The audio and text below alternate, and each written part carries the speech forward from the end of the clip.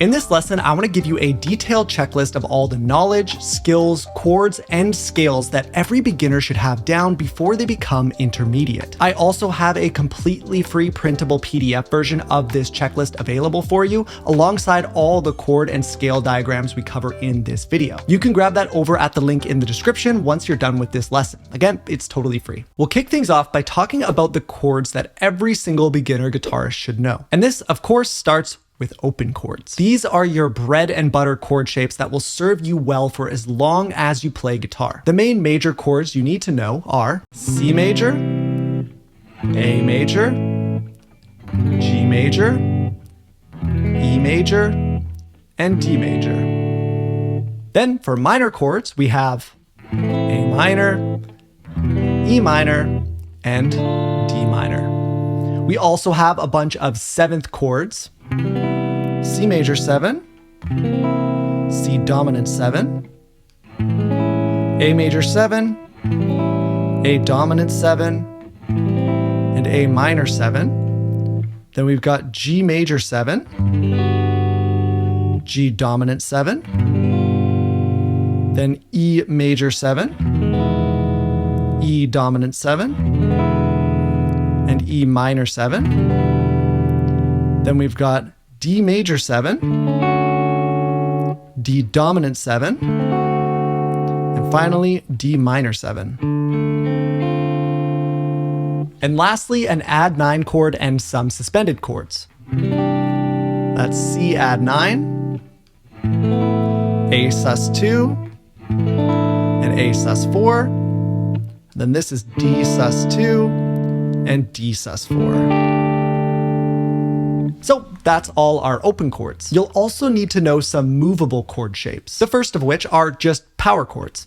2-finger power chord shape, you can use it on either set of strings, and then your 3-finger power chord shape, same thing, either set of strings. And then, of course, we've also got our bar chords. We've got our E major shape bar chord. This is a G major, I'm playing with it, and our E minor shape bar chord. That would be a G minor chord that I'm playing with it. And then I can also play this A shape. So there's an A-shaped C major bar chord, and the minor version, that would be a C minor chord. It's also important that you know their 7th chord variations too. It's a major 7 chord, a dominant 7 chord, and a minor 7 chord. We can do the same thing rooted on the A string, major 7 chord, dominant 7 chord, and minor 7 chord. Next, let's get into essential scales. There are only 5 that beginners actually need to know. The first one is the major pentatonic scale.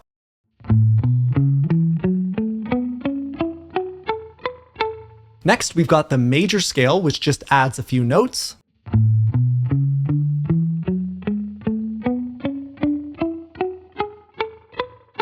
Now we've got the minor pentatonic scale.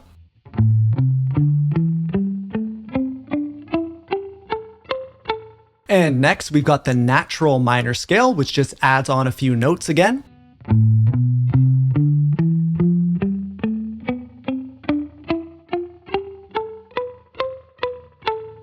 And finally, the blues scale, which is pretty much just a pentatonic scale with a couple different notes added.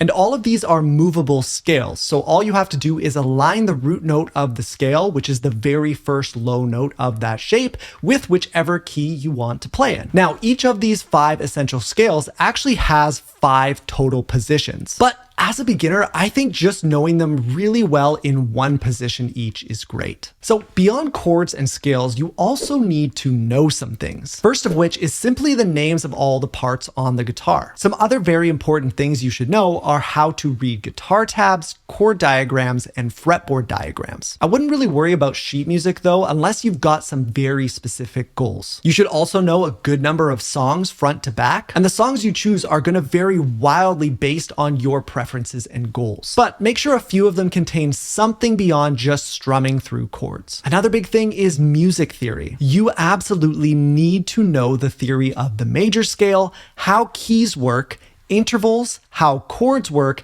and very importantly, the number system. It's really too much for me to go over all of it in this video, but I have a great video that goes over all the absolutely essential theory that I'll link in the description below this lesson. The last piece of knowledge you need is a good understanding of how the fretboard works. That doesn't just mean knowing the names of the notes across a few strings. That means a good understanding of the fundamental systems that allow you to visualize and connect chords and scales across the fretboard. It sounds like some advanced concept, but honestly, it's really not. Many of the systems are very simple. For example, octave centers. If I start on this note here, as long as I know my note names on the low E string, and I know that this is a G, I can use these shapes to know that that is also a G on my D string. And that is also a G on my B string. And the same can be if I go up to this A, this is also an A, and this is also an A. And I can do the exact same thing from my A string. So as long as I know the notes on my A string, that's a C note right there. Well, same shapes, but up to my G string, that is also a C note, and that is also a C note. Same thing, I could slide it up. That's a D, that's a D, and that's a D. Another important system is the caged system, where you can connect C, A, G, E, and D shapes across the entire fretboard. Now, be careful with how you learn this one because it can be a little overwhelming or confusing depending on how it's taught to you. But ask anyone, the light bulb moments start to go crazy once you get it. If you want the best way to learn this essential theory and the fundamental fretboard systems, nothing beats my course, The Connected Guitar, where I will personally take you step by step through every single concept and system you need to gain total fretboard enlightenment, giving you the freedom to play effortlessly in any key all over the fretboard just like the pros do. I created it specifically for beginner and intermediate players, and if you're ready to take your playing more seriously, I'm offering a big 40% discount to the first 50 people that are fast enough to click the link and grab the course. Once those 50 spots are gone, so is the discount. You'll find a link to that near the top of the description. Finally, we've arrived at the skills that every beginner guitarist absolutely must have. We'll start with a simple one that is often overlooked, and that's just being good at tuning your guitar. So many players struggle to tune their instrument quickly, and this usually just means that their guitar is always a little bit out of tune. You should practice getting it down to taking about 30 seconds or so, always making sure that your final adjustment is tuning up to the correct pitch and not down to it. Next skill is something called the constant strumming technique. And the idea is that your strumming hand just never stops moving the whole time. And all you're going to do is you're going to decide when to hit the strings.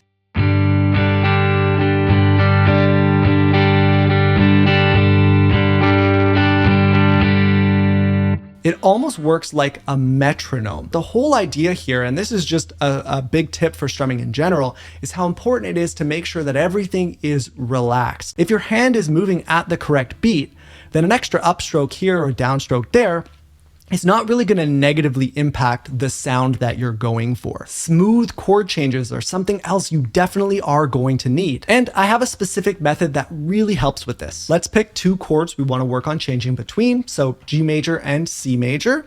And the main thing that we're trying to stop is whenever you change a chord, quite often you'll find you change one or two fingers first and then the rest follow. So it's not all one smooth motion when you change a chord, which is what we want to work on. So what we do is we play our first chord, and then we take our hand off, we smack our leg to reset the hand, and we are going to visualize the next chord. So we're imagining what that shape looks like and what that shape feels like in our hand.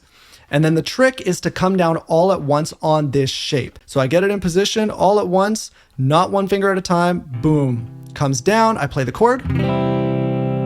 Okay, and then the same thing. I reset, boom, and then I visualize the G major, and I come down all at once, making sure that it's one smooth motion. And you would just do this exercise with any chord transition you needed to improve. Another skill we need is a good sense of rhythm and dynamics. There are many different exercises for developing this, but I found the best and the most fun way to work on your rhythm and dynamics involves turning on a song you really like, muting all of your strings, and simply strumming along while trying your best to follow the drum pattern like this.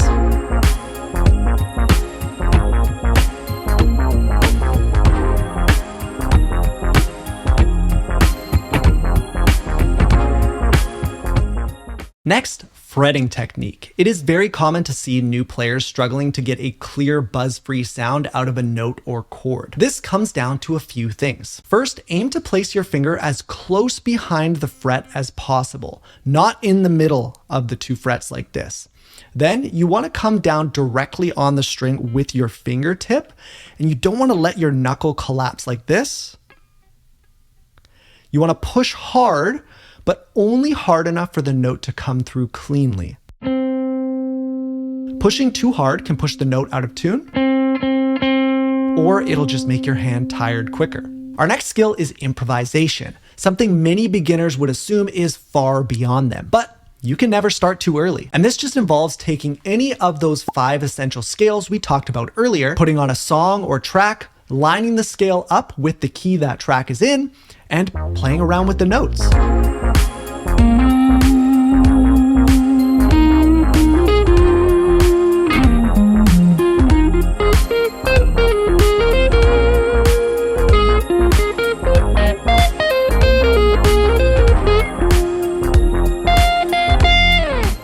The final essential skill is one you hear me talk about all the time, and that's ear training. At a basic level, you should be able to find the key of any song by ear. You should be able to hear when and where chords change in a song, and you should be able to hear the difference between major and minor chords. That's really just the very start of your ear training journey, but if you can do that, you'll set yourself up for a lot of success down the road. Oh, and we do have some honorable mentions that I think are probably worth getting the hang of. Palm muting, hammer-ons and pull-offs, vibrato, slides, and bends. So, were you able to check everything off, or are there still a few things that you need to work on? I'm very curious, so leave a comment and let me know. Reminder to grab your free beginner guitar checklist PDF linked at the top of the description. It'll have a nice summary as well as all of the diagrams for everything we've covered in this lesson. I'd recommend you watch this video next. Thank you so much for watching, and I'll see you in the next one.